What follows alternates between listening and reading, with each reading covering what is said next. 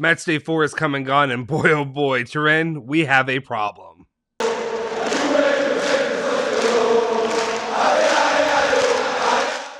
Ciao ragazzi, welcome back. You're in the Bianconeri Zone. My name is Justin Sofro, and today we're doing the player ratings again for the latest edition of Juventus in the Serie A. We have 4 matches in, and 4 matches without a single victory. No 3 points has been earned thus far this season. Things are starting to crumble. Things are starting to look very, very poor for Juventus when it comes to the season and the future and their hopes of winning another Scudetto, let alone making it to the Champions League again next season.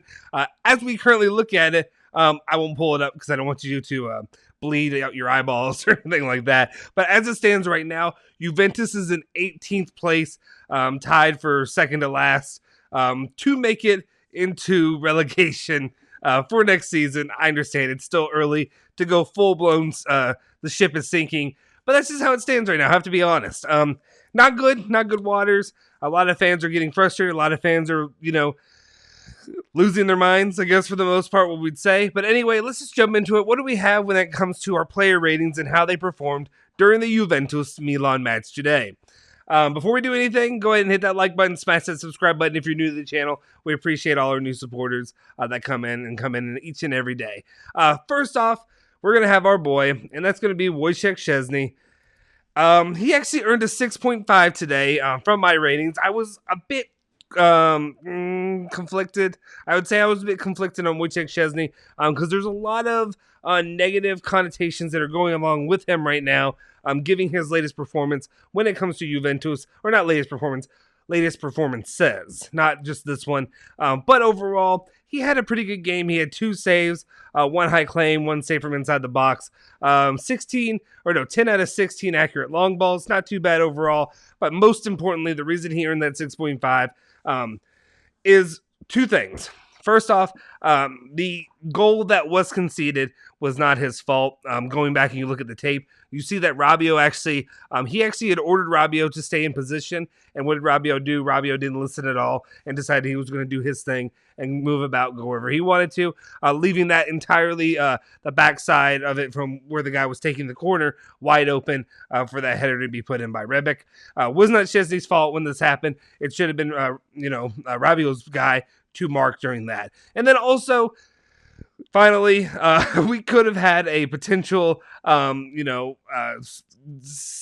want to say Napoli part 2, but overall just a 2-1 defeat. If it weren't for Szczesny's quick save there at the end, I think it was in the 84th minute or something like that. I had it marked down, but he had a glorious save. We thought the guy overshot it, but no, it actually came off of the midst, if you will, of Szczesny to end up saving a single point. That's, to me, no offense, I get it. It's a big deal. Any point matters. But to me, it's 1 is the same as 0 to me. If you're not winning, you're losing, Ricky Bobby. But anyway, let's move on. I had to give him a 6.5. Let's move it on to Danilo. And this is where I get a little bit mundane with some of my ratings, because overall, this is a match when it came to the loss, it's hard to exactly pinpoint who to blame the most. Does that make sense? Of course, the midfield is going to take the brunt of my wrath when it comes to our ratings. But when it comes to the overall play, the defense was not that bad. I would say a lot of the players for the majority of the first 74 minutes before that goal was scored, overall, were playing decently, averagely better. I felt pretty good I felt kind of confident in Juventus finishing it out. I paid for that.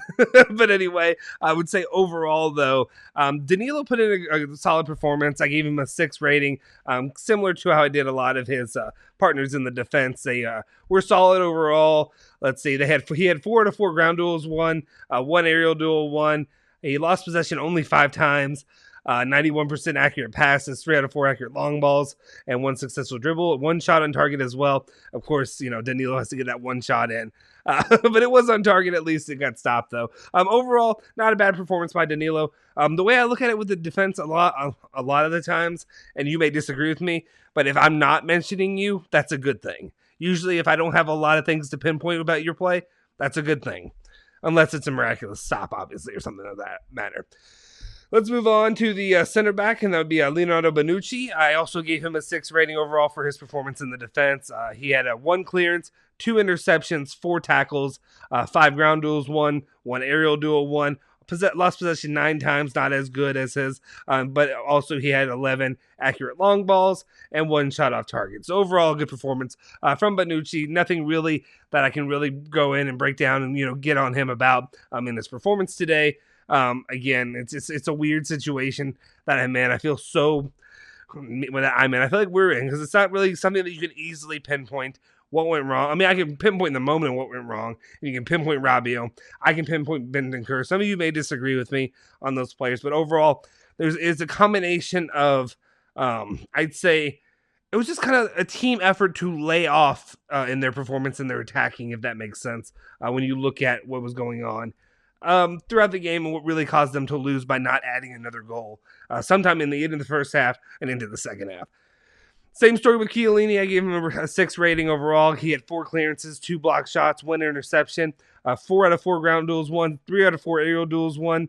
Only lost possession 5 times, and he had 4 accurate long balls. So overall, good performance by Chiellini. And honestly, the one thing you can really point is that one attack by was it Brahim Diaz? Was it him? I want to say it was him. I may be wrong. Correct me if I'm wrong. But he was going in for I won't say easy score, but he had a solid positioning there in the final third. Alexandro did a lot there to shut him down. If I'm saying the wrong player, let me know. But anyway, I'm tired. It's been a long day, guys.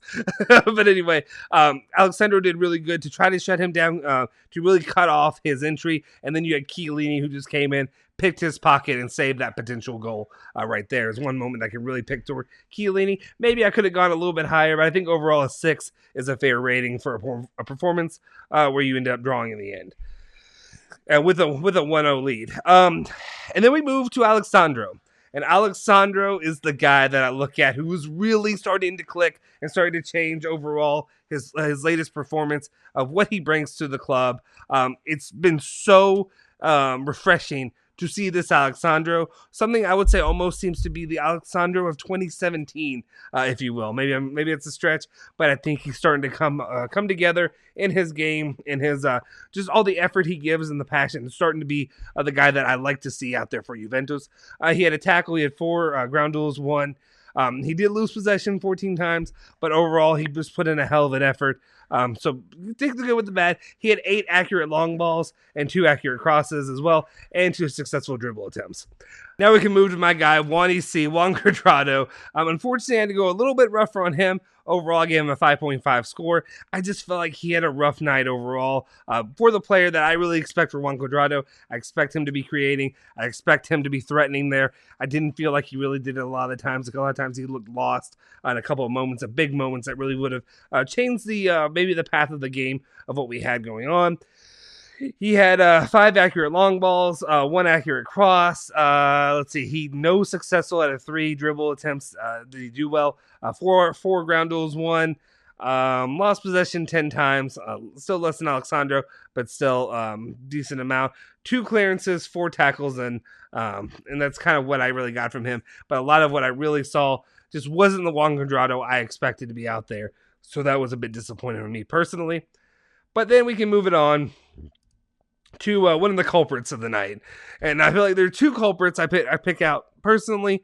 And, if I'm being biased, you let me know. If you think that he was good, every time I saw him, he was doing something to let me down. I think literally I wrote down, let me pull it out. You know what? Let's just do on the show, what's it called? Producing, if you will. I have my notes literally here from the match of what I witnessed. And when I wrote down Bentancur was Bentancur, the 73rd minute, wasted a run with no awareness, had a what am I doing? Okay, let me restart this one. Bentancur wasted a run in the 73rd minute with no awareness and had a chance stolen before Dybala could get it. Literally just had his pocket picked during that time. And then I also wrote in the 81st minute, and I can't remember exactly what happened, but all I wrote was Bentancur useless. So that's just the way I felt when it came to Bentancur. Really did not click the way I was hoping that he would click coming back to play for Juventus after the international break and everything. But it was just a disappointing performance. Another another weak link in the chain that is Juventus when it comes to him creating for his teammates. Really didn't do a good job. And every time I see him get into range with the ball to try to take a shot or whatever, he just wilts away and tries to. He wants to do anything but try to score. Let's move on to another guy, and that's our boy Manuel Locatelli. I gave him a 5 rating. I'll be honest, I think Manuel Locatelli, I expect more from him. So this, when I give this rating, I'm not disparaging him, but what I am saying is I expect a lot more from Manuel Locatelli and what he does to the club. He's done a lot better in the first few matches of the season. This one, he was about anonymous as can be.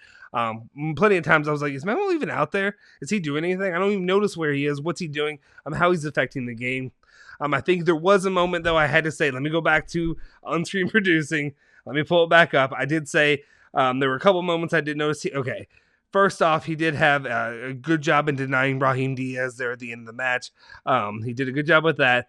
But I think overall, the one moment that really stuck out to me was when he literally took that free kick at the end of the game short. And literally was a wasted free kick. It was worse than Ronaldo.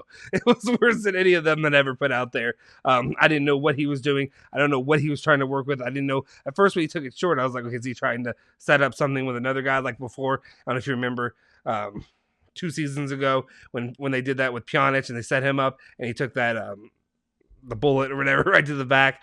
That's what I thought he was going to do. But no, nothing there. I had no really intentions going there.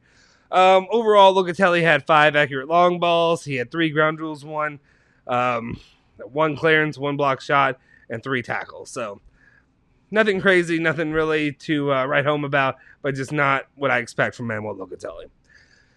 Then we have Adrien Rabiot, part 2 of the midfield blunders that I saw and that I believed. Adrien Rabiot was just bad today. I saw some people, I think Allegri made a comment saying that Adrien Rabiot was good. Allegri, whatever you're smoking, I need it because I did not see that today. Adrien Rabiot, plenty of opportunities. We go back to that run out that he had where he literally crapped his pants. It's the only way I can say it is that he literally crapped himself when Tomori had gained it. Whenever Tomori cut that distance from him apart and he got into that final third, instead of taking a shot, he literally just looked to get the penalty instead of actually trying to take a shot on goal.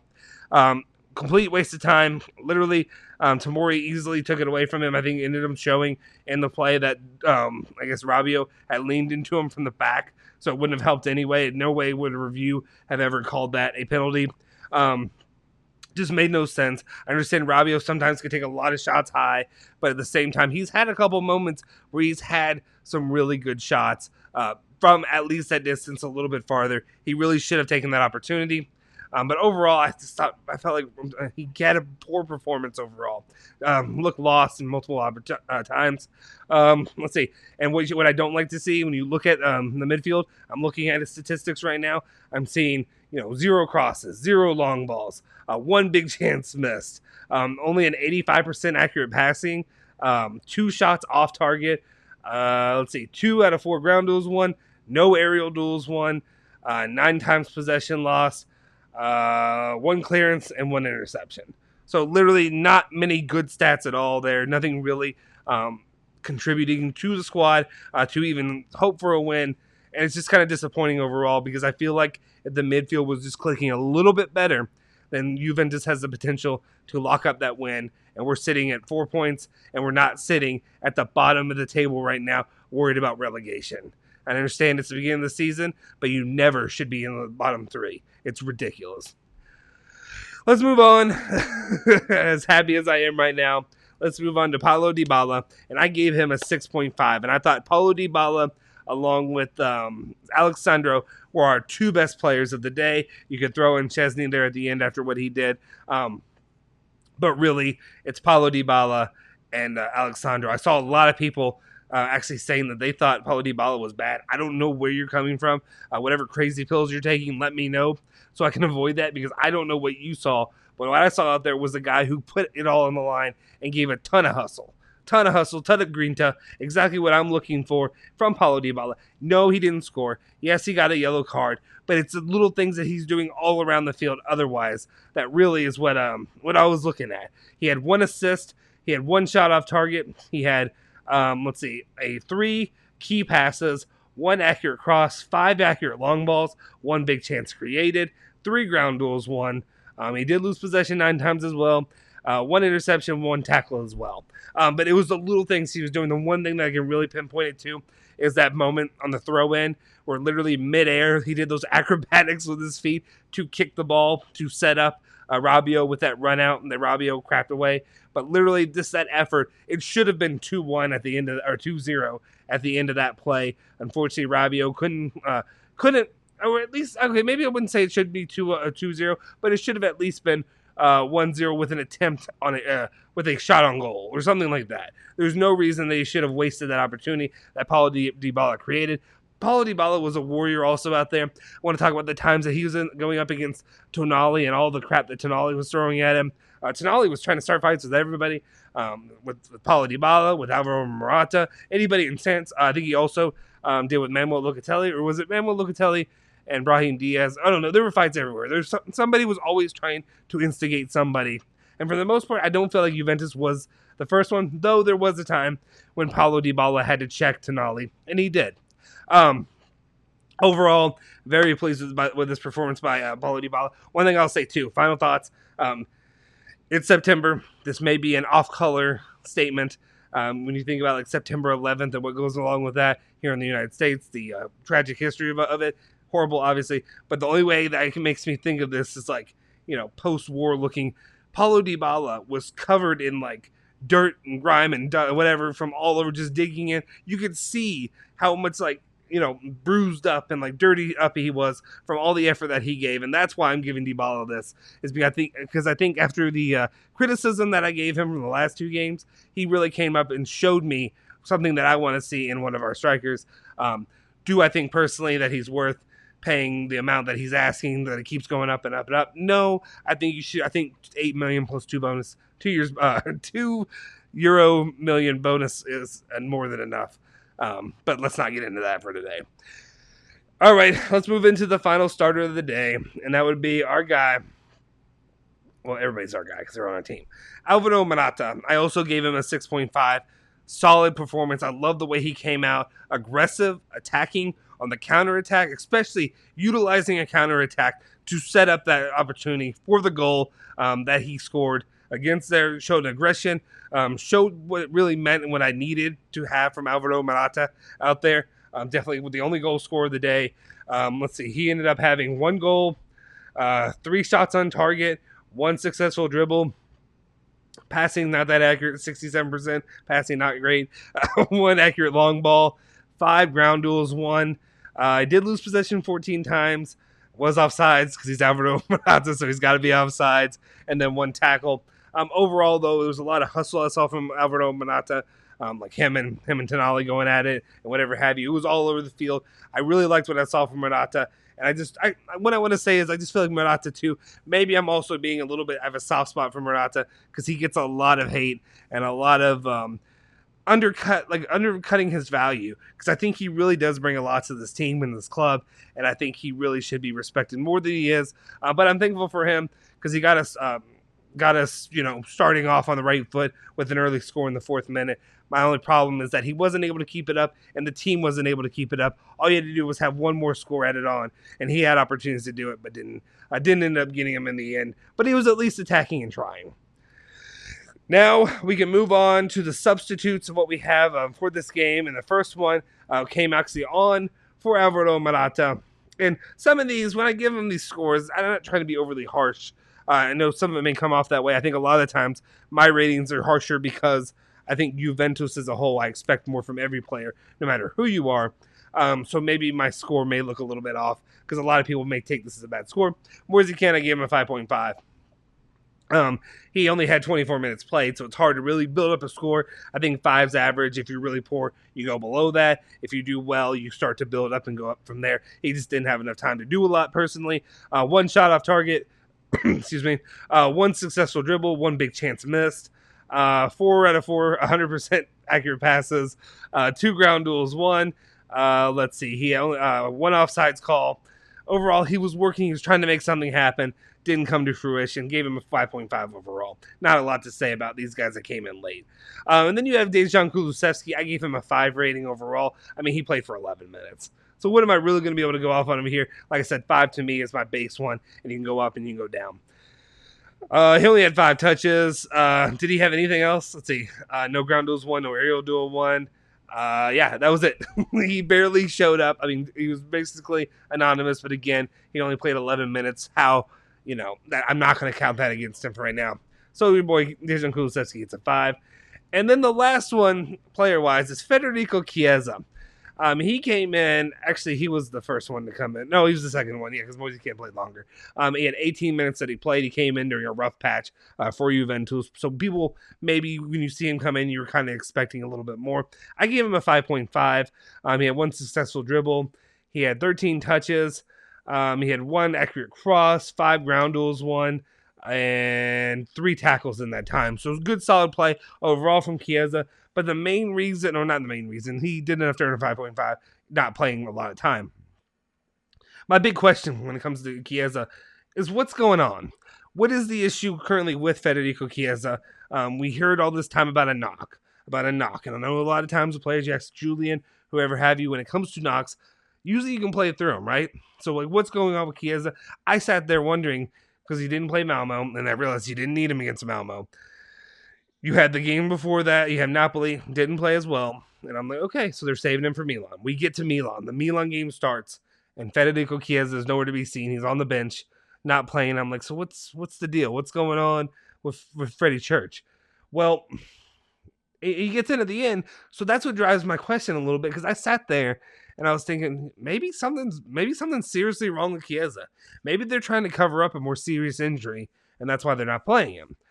But then this happens, and he plays the final 18 minutes of the match, and then I'm even more confused. Why is Freddie Church out here when you could have pulled Rabiot earlier, or you could have pulled against Cuadrado, who he came in for, somebody like that. But instead, you have Freddie Church, who I don't know, just didn't use him, didn't utilize him at all. Is he injured? Is he still injured? Is he playing through something? What's going on here? I want to know more information about this because I'm confused. Why potentially our best player. Potentially our current best player that we have out there. He was our best, second best player at least of last season. Why is he not being utilized more? How injured is he? And what is this knock actually? What actually is bothering him? And how serious is this injury? Because I would like to know that personally. And then finally, my final rating for the match is from Max Allegri. He gets a 5.5. Some improvement there with some of the work that happened, but you only come away with 1 point. This was a game that I judge you, or judge the team as a whole, not just Allegri, but I said it was a do or die moment. You have 3 matches in, no wins, no 3-point wins. You have 1 1-point win, or 1 point draw against Udinese that you should have comfortably won. You failed that one. Empoli, if you look at what has happened so far, in the first 4 matches of the season, Udinese were controlling that game, did well, crapped it away. 2-2 draw, 1 point, not a good start. Okay, bounce back. Let's go into Empoli. Let's go win this. Actually, was that at home or was that in Empoli? That was, I'm blanking. Either way, whatever it was. I think it was away, right? Or no, it was at home. Doesn't matter. It was at home. Right? Anyway, it was at home. You go play Empoli at home, and you lose 1-0 in Empoli. You don't even really threaten much at all to score. You didn't look like a threat. The one thing I will say is of all the games, Empoli was the one where it felt like Juventus was not competitive. Like they weren't even supposed to be there on the field. What are they doing? They don't look comfortable, whatever have you.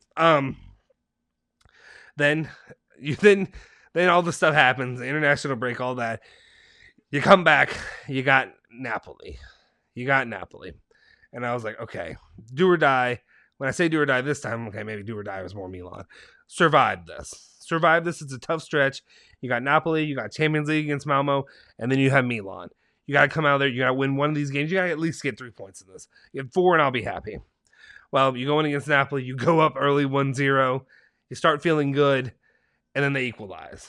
And then Moise Kean does what he does at the end of that. And it's just so frustrating to see this happen and to see this team collapse and, to drop points.